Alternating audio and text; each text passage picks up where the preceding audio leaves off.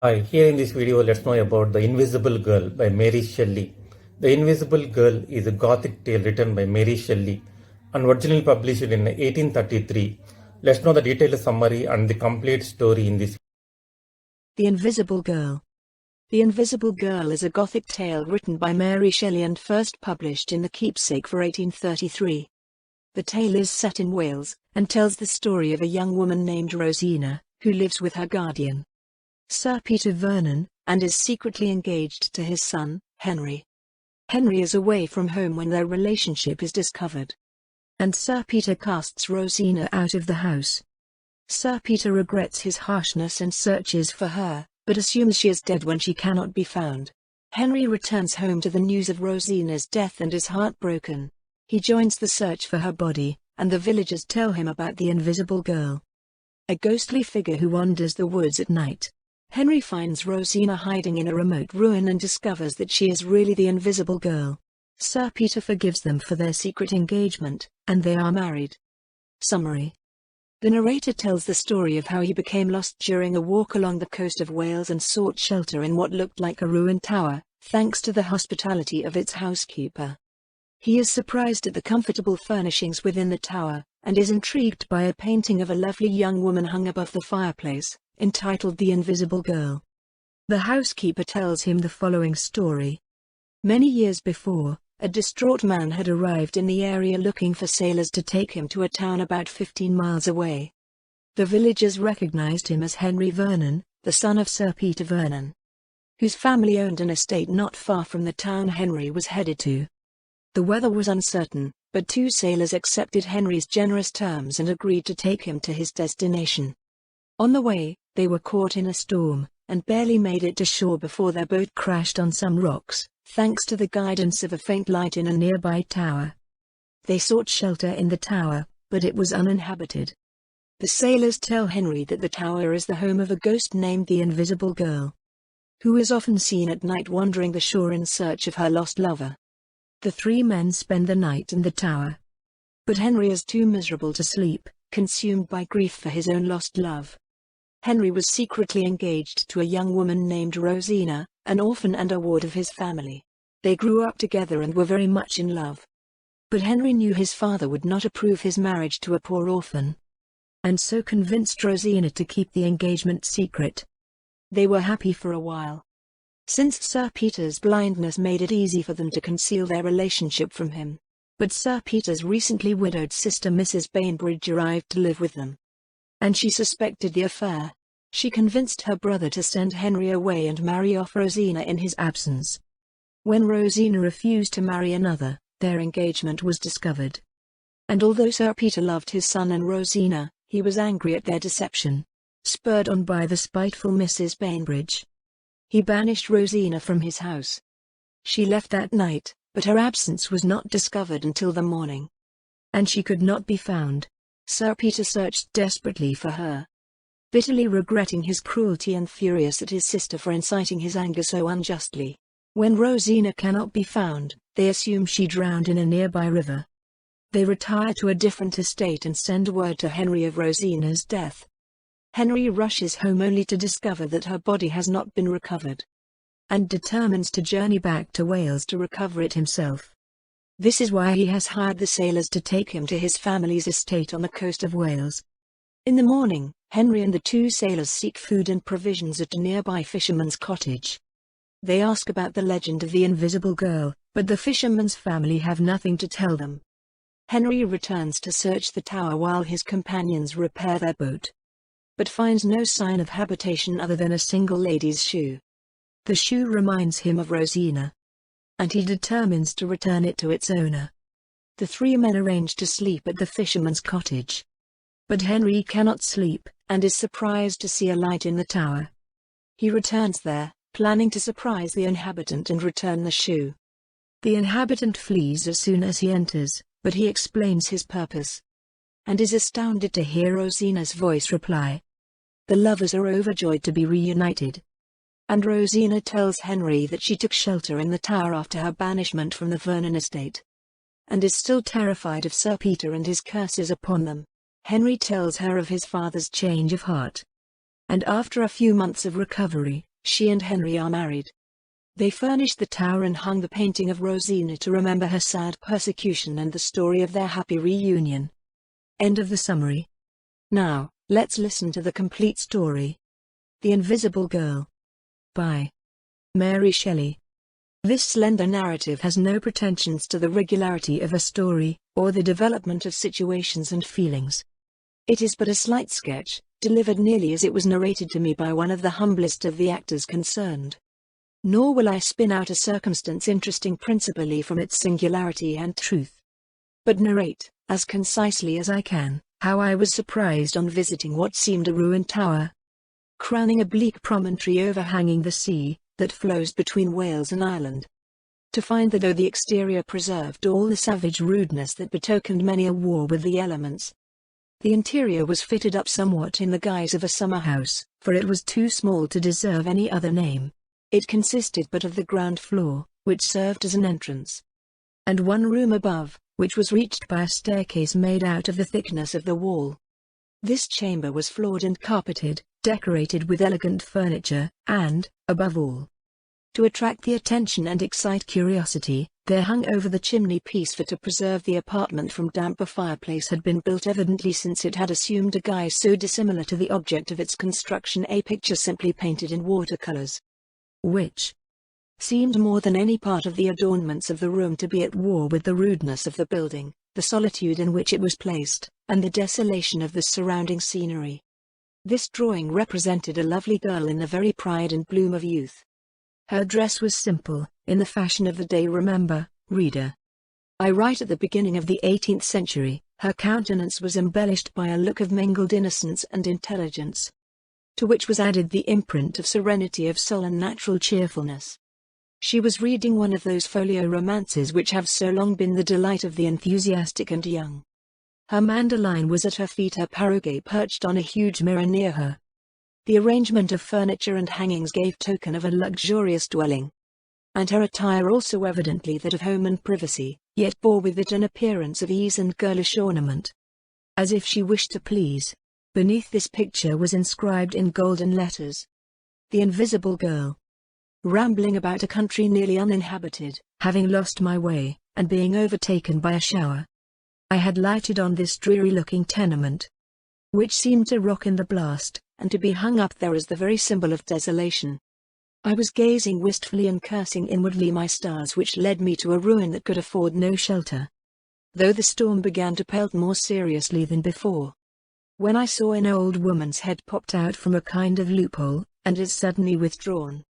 A minute after, a feminine voice called to me from within, and penetrating a little brambly maze that screened a door, which I had not before observed, so skillfully had the planter succeeded in concealing art with nature, I found the good dame standing on the threshold and inviting me to take refuge within. I had just come up from our cot hard by, she said, to look after the things, as I do every day, when the rain came on. Will ye walk up till it is over?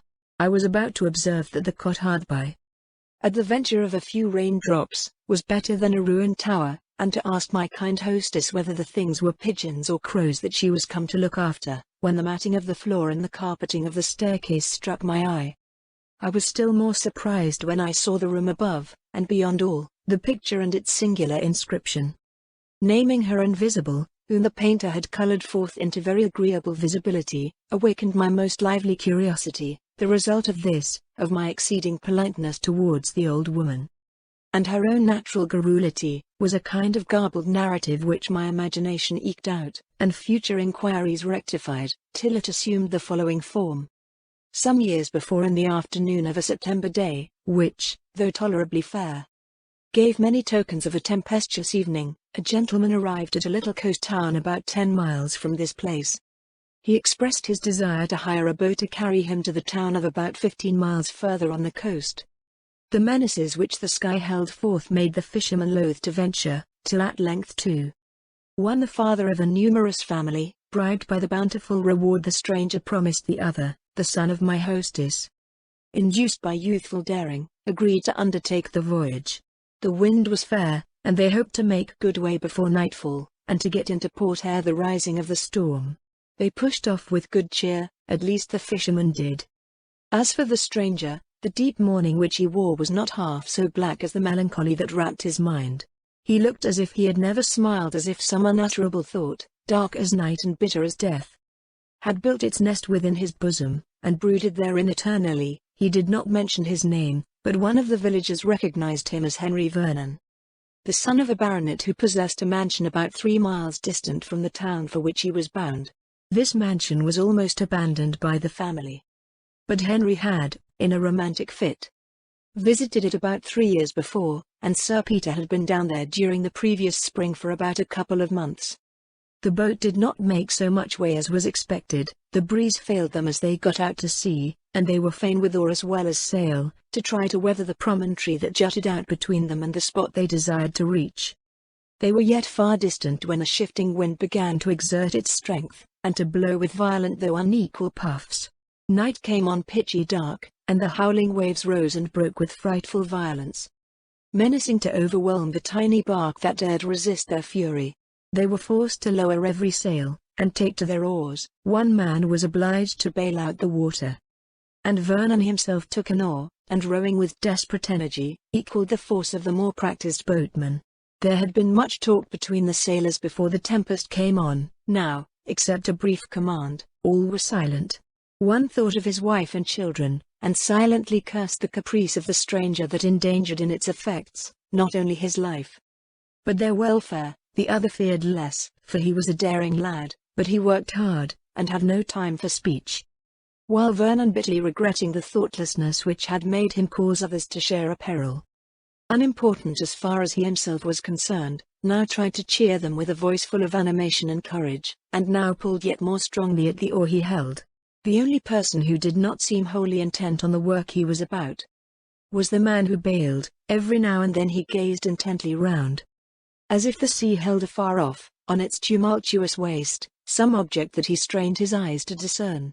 But all was blank, except as the crests of the high waves showed themselves, all far out on the verge of the horizon. A kind of lifting of the clouds betokened greater violence for the blast.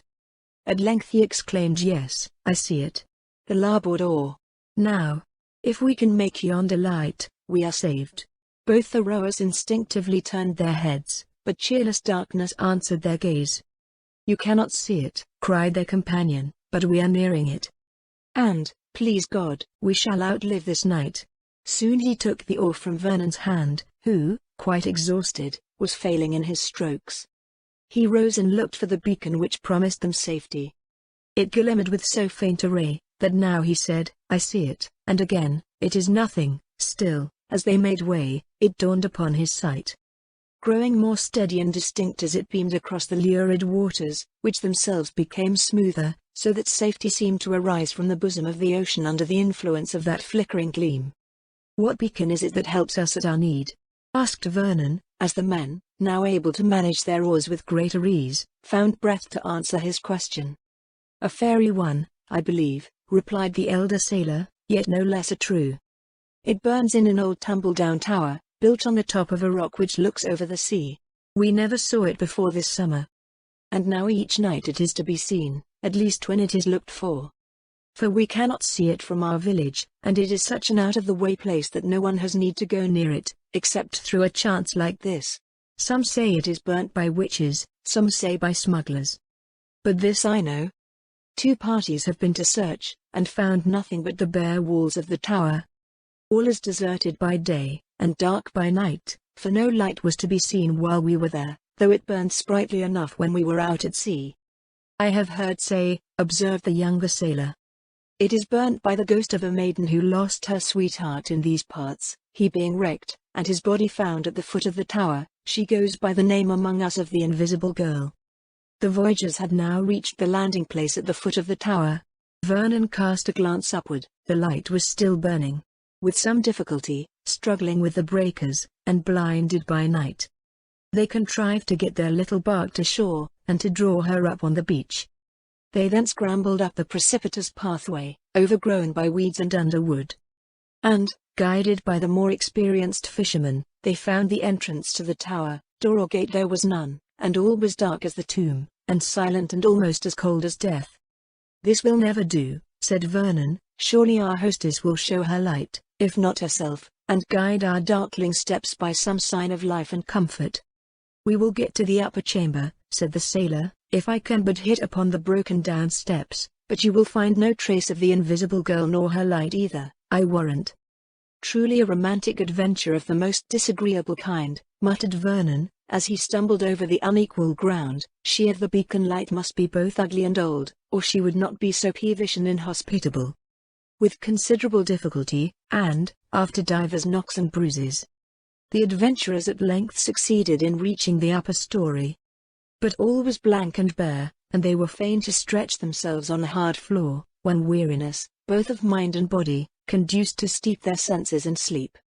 Long and sound were the slumbers of the mariners. Vernon but forgot himself for an hour, then, throwing off drowsiness, and finding his rough couch uncongenial to repose, he got up and placed himself at the hole that served for a window, for glass there was none, and there being not even a rough bench, he leant his back against the embrasure, as the only rest he could find. He had forgotten his danger. The mysterious beacon, and its invisible guardian, his thoughts were occupied on the horrors of his own fate, and the unspeakable wretchedness that sat like a nightmare on his heart. It would require a good-sized volume to relate the causes which had changed the once happy Vernon into the most woeful mourner that ever clung to the outer trappings of grief, as slight though cherished symbols of the wretchedness within. Henry was the only child of Sir Peter Vernon, and as much spoiled by his father's idolatry as the old baronet's violent and tyrannical temper would permit. A young orphan was educated in his father's house, who in the same way was treated with generosity and kindness, and yet who lived in deep awe of Sir Peter's authority. Who was a widower, and these two children were all he had to exert his power over, or to whom to extend his affection. Rosina was a cheerful-tempered girl, a little timid, and careful to avoid displeasing her protector, but so docile, so kind-hearted, and so affectionate, that she felt even less than Henry the discordant spirit of his parent. It is a tale often told, they were playmates and companions in childhood, and lovers in after days. Rosina was frightened to imagine that this secret affection, and the vows they pledged, might be disapproved of by Sir Peter. But sometimes she consoled herself by thinking that perhaps she was in reality her Henry's destined bride, brought up with him under the design of their future union, and Henry, while he felt that this was not the case, resolved to wait only until he was of age to declare and accomplish his wishes in making the sweet Rosina his wife.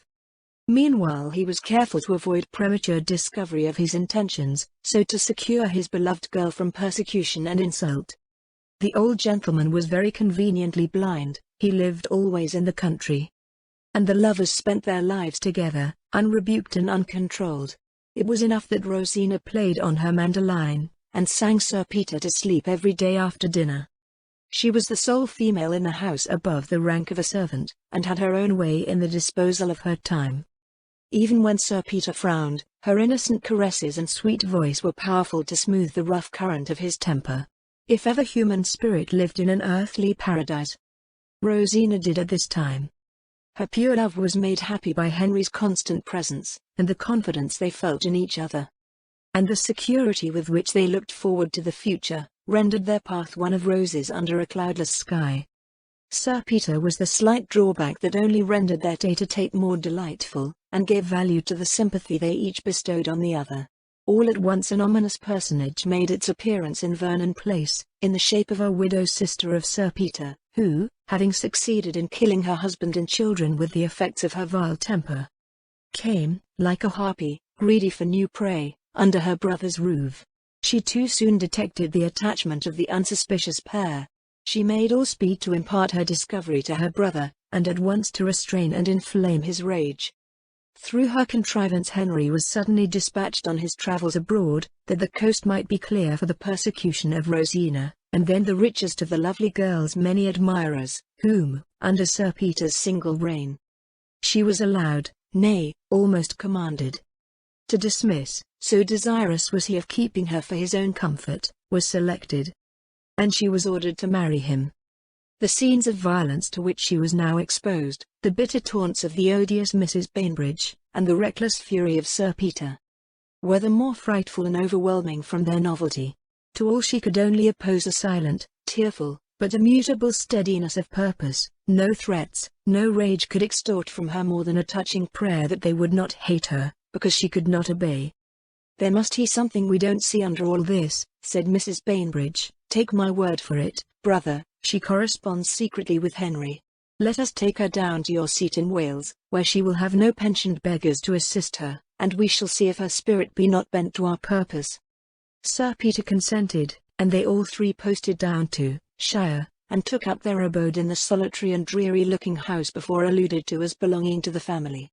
Here poor Rosina's sufferings grew intolerable. Before, surrounded by well-known scenes, and in perpetual intercourse with kind and familiar faces, she had not despaired in the end of conquering by her patience the cruelty of her persecutors, nor had she written to Henry.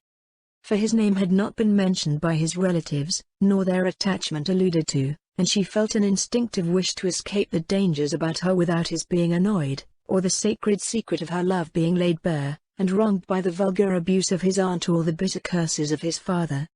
But when she was taken to Wales, and made a prisoner in her apartment, when the flinty mountains about her seemed feebly to imitate the stony hearts she had to deal with, her courage began to fail.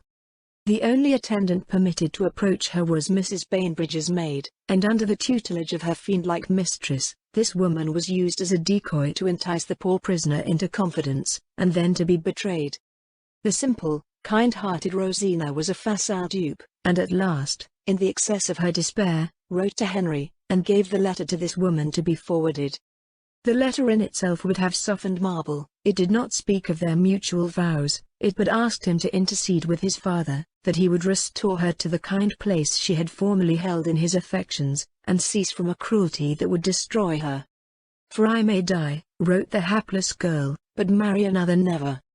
That single word, indeed, had sufficed to betray her secret, had it not been already discovered. As it was, it gave increased fury to Sir Peter, as his sister triumphantly pointed it out to him. For it need hardly be said that while the ink of the address was yet wet, and the seal still warm, Rosina's letter was carried to this lady. The culprit was summoned before them. What ensued none could tell. For their own sakes the cruel pair tried to palliate their part. Voices were high, and the soft murmur of Rosina's tone was lost in the howling of Sir Peter and the snarling of his sister. "Out of doors you shall go," roared the old man. "Under my roof you shall not spend another night." And the world's infamous seductress, and worse, such as had never met the poor girl's ear before, were caught by listening servants, and to each angry speech of the baronet, Mrs. Bainbridge added an envenomed point worse than all. More dead than alive, Rosina was at last dismissed. Whether guided by despair, whether she took Sir Peter's threats literally, or whether his sister's orders were more decisive, none knew, but Rosina left the house. A servant saw her cross the park, weeping, and wringing her hands as she went. What became of her none could tell. Her disappearance was not disclosed to Sir Peter till the following day, and then he showed by his anxiety to trace her steps and to find her, that his words had been but idle threats. The truth was, that though Sir Peter went to frightful lengths to prevent the marriage of the heir of his house with the portionless orphan, the object of his charity, yet in his heart he loved Rosina, and half his violence to her rose from anger at himself for treating her so ill. Now remorse began to sting him, as messenger after messenger came back without tidings of his victim. He dared not confess his worst fears to himself, and when his inhuman sister, trying to harden her conscience by angry words, cried, "The vile hussy has too surely made away with herself out of revenge to us," an oath, the most tremendous, and a look sufficient to make even her tremble, commanded her silence. Her conjecture, however, appeared too true. A dark and rushing stream that flowed at the extremity of the park had doubtless received the lovely form, and quenched the life of this unfortunate girl. Sir Peter, when his endeavours to find her proved fruitless, returned to town, haunted by the image of his victim, and forced to acknowledge in his own heart that he would willingly lay down his life, could he see her again, even though it were as the bride of his son. Before whose questioning he quailed like the veriest coward, for when Henry was told of the death of Rosina, he suddenly returned from abroad to ask the cause to visit her grave, and mourn her loss in the groves and valleys which had been the scenes of their mutual happiness. He made 1,000 inquiries, and an ominous silence alone replied. Growing more earnest and more anxious, at length he drew from servants and dependents, and his odious aunt herself, the whole dreadful truth. From that moment despair struck his heart, and misery named him her own. He fled from his father's presence, and the recollection that one whom he ought to revere was guilty of so dark a crime haunted him, as of old the Eumenides tormented the souls of men given up to their torturings. His only wish, was to visit Wales, and to learn if any new discovery had been made, and whether it were possible to recover the mortal remains of the lost Rosina, so to satisfy the unquiet longings of his miserable heart. On this expedition was he bound, when he made his appearance at the village before named, and now in the deserted tower. His thoughts were busy with images of despair and death, and what his beloved one had suffered before her gentle nature had been goaded to such a deed of woe. While immersed in gloomy reverie, to which the monotonous roaring of the sea made fit accompaniment, hours flew on, and Vernon was at last aware that the light of morning was creeping from out its eastern retreat, and dawning over the wild ocean, which still broke in furious tumult on the rocky beach. His companions now roused themselves, and prepared to depart. The food they had brought with them was damaged by sea water, and their hunger, after hard labor and many hours fasting, had become ravenous. It was impossible to put to sea in their shattered boat, but there stood a fisher's cot about 2 miles off, in a recess in the bay, of which the promontory on which the tower stood formed one side, and to this they hastened to repair. They did not spend a second thought on the light which had saved them, nor its cause, but left the ruin in search of a more hospitable asylum. Vernon cast his eaves round as he quitted it, but no vestige of an inhabitant met his eye, and he began to persuade himself that the beacon had been a creation of fancy merely. Arriving at the cottage in question, which was inhabited by a fisherman and his family, they made an homely breakfast, and then prepared to return to the tower, to refit their boat, and if possible bring her round. Vernon accompanied them, together with their host and his son. Several questions were asked concerning the invisible girl and her light, each agreeing that the apparition was novel, and not one being able to give even an explanation of how the name had become affixed to the unknown cause of this singular appearance. Though both of the men of the cottage affirmed that once or twice they had seen a female figure in the adjacent wood, and that now and then a stranger girl made her appearance at another cot a mile off, on the other side of the promontory, and bought bread. They suspected both these to be the same, but could not tell. The inhabitants of the cot, indeed, appeared too stupid even to feel curiosity, and had never made any attempt at discovery. The whole day was spent by the sailors in repairing the boat, and the sound of hammers, and the voices of the men at work, resounded along the coast, mingled with the dashing of the waves. This was no time to explore the ruin for one who, whether human or supernatural, so evidently withdrew herself from intercourse with every living being. Vernon, however, went over the tower, and searched every nook in vain. The dingy bare walls bore no token of serving as a shelter, and even a little recess in the wall of the staircase, which he had not before observed, was equally empty and desolate. Quitting the tower, he wandered in the pine wood that surrounded it, and giving up all thought of solving the mystery, was soon engrossed by thoughts that touched his heart more nearly, when suddenly there appeared on the ground at his feet the vision of a slipper. Since Cinderella so tiny a slipper had never been seen. As plain as shoe could speak, it told a tale of elegance, loveliness, and youth.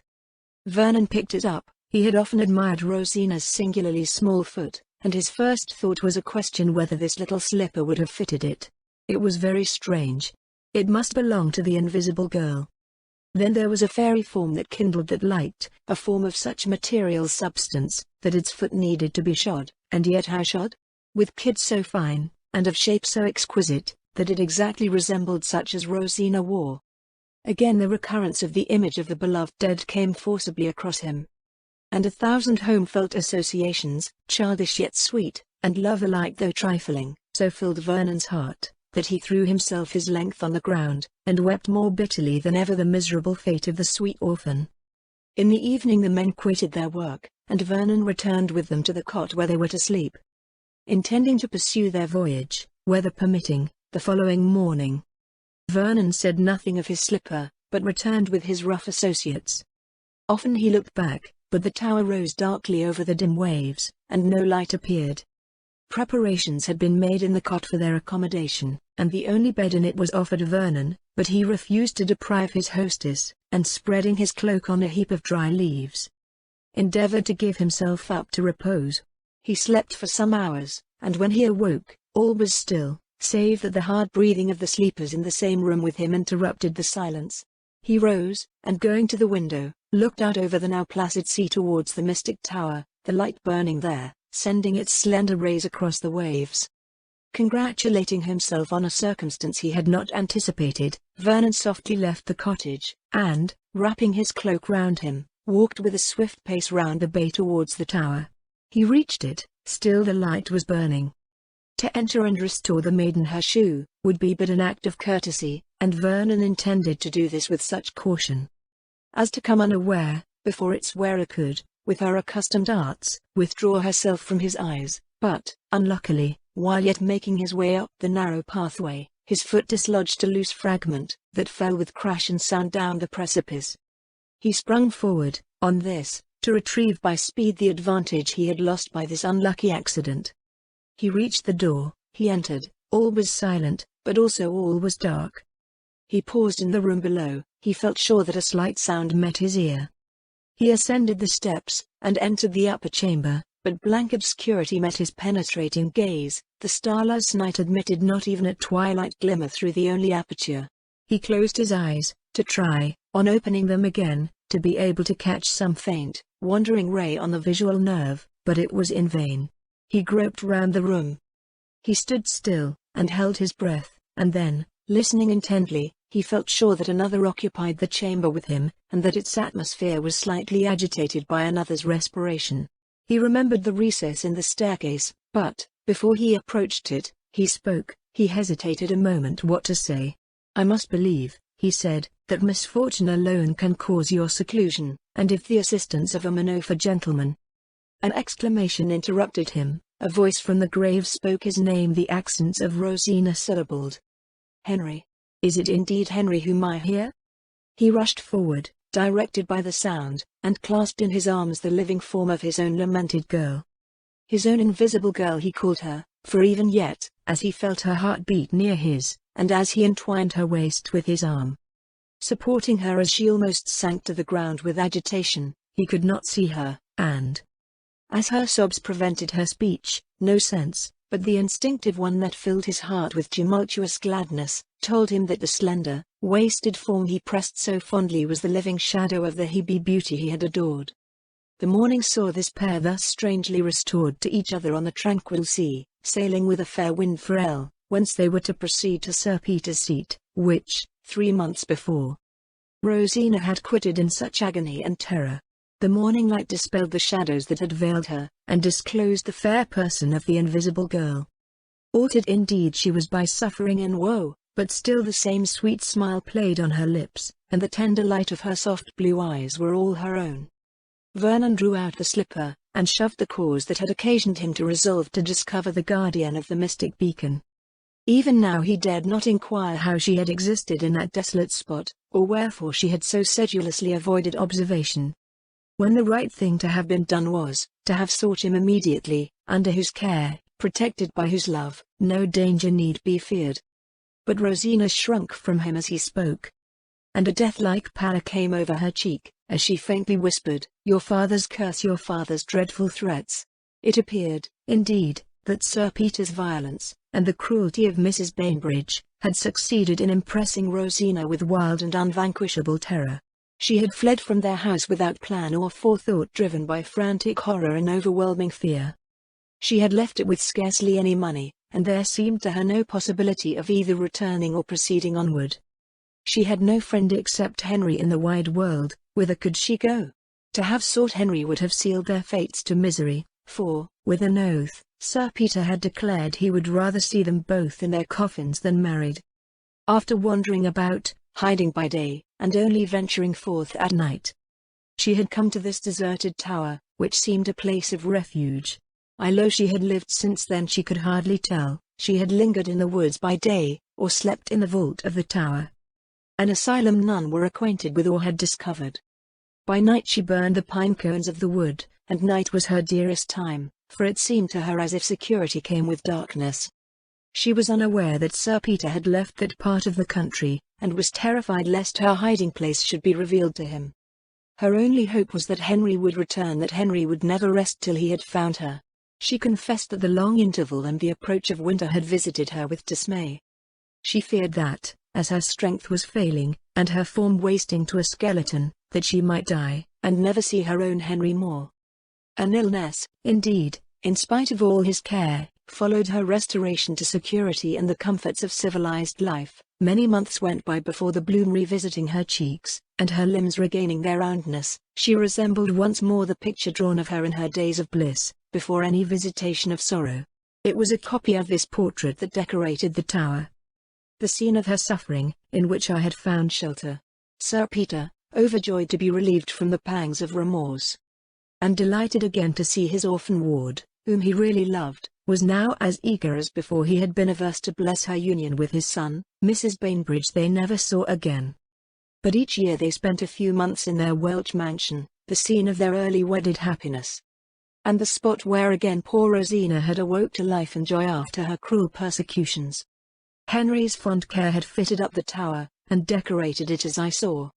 And often did he come over, with his invisible girl, to renew, in the very scene of its occurrence, the remembrance of all the incidents which had led to their meeting again, during the shades of night, in that sequestered ruin.